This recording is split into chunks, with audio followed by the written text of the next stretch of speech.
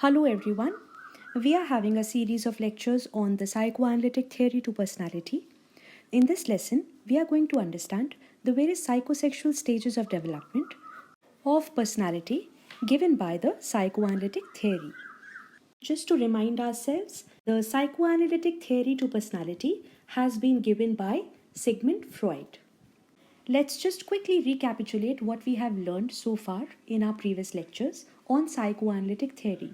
We have learned that there are three levels of consciousness. As you can see in this picture on your left, there are three levels on the right of the figure: conscious, preconscious, and the unconscious. These are the three levels of consciousness. And the picture also shows you the three structures of personality: the id, the ego, and the superego. You can see that id is the grey portion marked by a blue pen.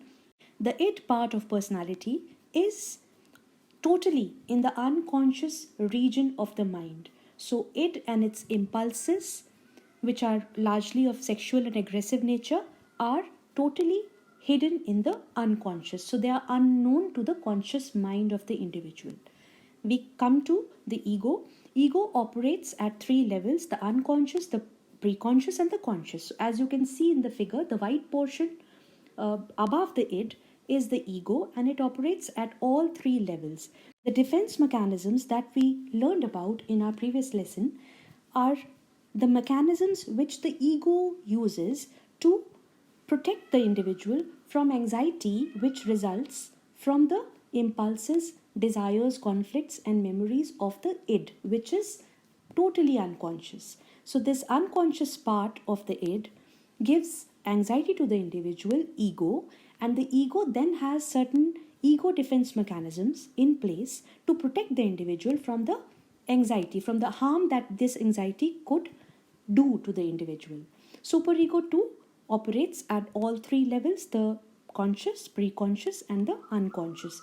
We have also learned that it operates on the pleasure principle, or the impulses, desires, conflicts, memories which are there within the id need immediate and complete gratification. The ego is that part of the personality that transacts between the id and the external reality. So it seeks to fulfill its demands while considering the external conditions, whether they are favorable or not, for the satisfaction of its demands. That is how ego operates, and ego operates on the reality principle, means that it considers the external conditions favorability for satisfying the its demands. Superego is that part of the personality which is concerned with the ethics of the society. Superego is the sense of right and wrong, good and bad, correct and incorrect in a given society. Let us now go to the psychosexual stages of development as given by the psychoanalytic theory. Sigmund Freud proposed that human beings develop personality in a stage-wise sequence, which is common for all the individuals. So every human being passes through the sequence of development given by Freud. As per the second bullet point, this theory of psychosexual development emphasizes on the biological development and sexual development. It also proposes that there are different body zones which are centers of pleasure at different stages of development. So, for each stage of development, there is a specific body zone from which the individual derives pleasure. This theory also assumes that if a need is unsatisfied or oversatisfied within a stage of development, it leads to fixation, wherein the person, after having crossed the developmental stage, still shows the features of the previous stage of development. To give you a very crude example, from the perspective of the psychoanalytic theory, smoking is seen as fixation at the first stage of psychosexual development. So let us now go to the different stages of development given by Sigmund Freud. The first stage of psychosexual development is the oral stage, which starts from birth and continues for 1 year. At this stage, the pleasure is centered on the mouth region. The child gains pleasure through activities like sucking and biting. The second stage is the anal stage, which starts at 1 year and continues till 3 years of age. Here, pleasure is centered on the anal region.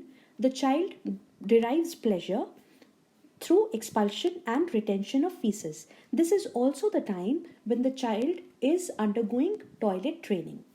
The third stage, which is the phallic stage, is from 3 years to 5 years of age. At this stage, pleasure is centered on the genital region. According to Freud, this stage of development characterizes an attraction for the opposite sex parent. Freud uses the term Oedipus complex for the attraction of a boy child for his mother and Electra complex for girl's attraction to her father. It is assumed in this theory that the phallic stage of development is characterized by an attraction in the child towards the parent of the opposite sex. The fourth stage, which is the latency stage, which starts around 6 years and continues till puberty is attained, this stage is characterized by a repression of sexuality and a development of ego. We have learned about repression. We know that repression refers to an ego defense mechanism through which the ego pushes to the unconscious all those thoughts, memories, feelings, conflicts which are too anxiety provoking or too uncomfortable for the person to deal with. So, at this stage, at the latency stage, around 6 years till puberty, there is a lot of repression of sexuality, and another feature of this age is that there is a lot of development of the ego. We know that ego is that part of the personality which transacts between, which is a buffer zone between the its impulses and the external conditions. So there is a lot of development of the ego. The child learns a lot about external conditions, and there is also a development of thought. We can relate this stage to the stage of development given by Jean Piaget, which talks about pre-operational and concrete operational stages of development. So at this stage, the child's sexual impulses are largely pushed to the unconscious, and the child's cognitive thinking and his knowledge of the external reality expands, thereby expanding the child's ego. The last stage, which is the genital stage, this starts during adolescence and goes beyond adolescence. This is when the child becomes capable of forming mature heterosexual relationships. So this is the stage which is characterized by a capacity to form mature affectionate bonds of friendship, of companionship with people of other sex. So these are the 6 stages of development called as the psychosexual stages of development of personality. According to this theory, there has to be a successful completion of each of these stages for a healthy personality. If the needs of a particular stage are oversatisfied or undersatisfied, it results in fixation. Fixation is when the growth of an individual gets arrested at the previous stage of development. Let's go back to the same example which we took in our previous slide. Smoking is seen by psychoanalytic theory as a fixation at the oral stage of development. The oral stage, as we can recall, is the stage when pleasure is centered at the mouth. It is assumed in this theory that people who indulge in smoking have not been able to successfully resolve the oral stage of development. These are the people who, when they were infants, had their oral needs oversatisfied or undersatisfied. So this is how psychoanalytic theory explains the phenomenon of fixation or the arrest of growth at a previous stage of development. Let's have a quick overview of the psychoanalytic theory.